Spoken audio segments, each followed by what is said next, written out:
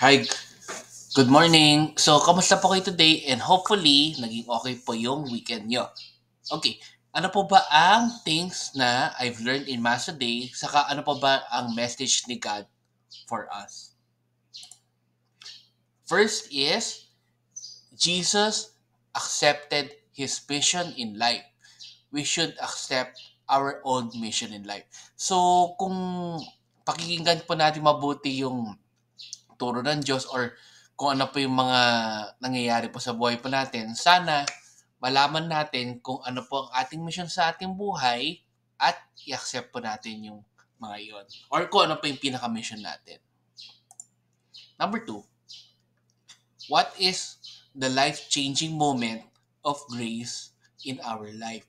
So, for me, siguro yung napanaginipan ko na gusto ko gawin to, yung pagbablog na i-share yung mga messages ni God sa mga natututunan ko from Mass daily. Kaya for me, I think ito yung isa sa mga missions ko po sa buhay ko po na matid sa inyo kung ano po ba ang mensahe ng Diyos through sa mga learnings ko po. So hopefully kayo rin po, kapag may time po kayo mga pag-isip, malaman nyo rin kung anong life-changing moment of grace in your life. Next is, God gave His only Son to redeem us from our sins. So tama po yan. Si Jesus lang po ang nakaka-redeem sa mga kasalanan po namin or kasalanan po natin at si God po talaga ang nagbigay sa Kanya sa atin. So maging grateful po tayo and lagi magpasalamat sa Diyos sa pag-redeem sa atin from our sins. And lastly, discover the extraordinary grace of God in the ordinary moments of our life as we live out our mission. Ayan. So, dapat malaman po natin kung ano ba yung grace ni God sa mga simpleng aspeto ng ating buhay para nga magawa po natin ang ating mission sa buhay. Ayan. So, hopefully, may natutunan po kayo today. If you like this video, please like, subscribe, or share.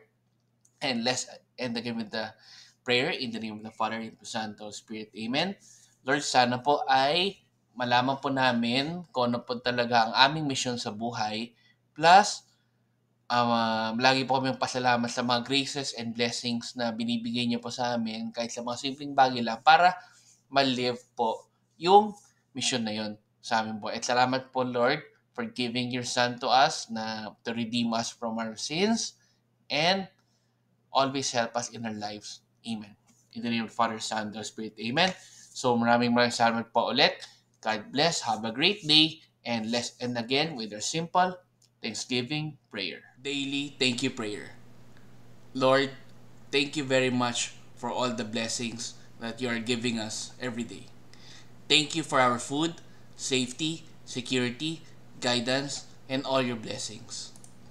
Please avoid us getting sick from all illnesses and forgive us for all our sins. Lord, I pray that all our hopes and dreams will come true in your own time. Again, Lord, thank you for all the blessings that you have given us. Amen.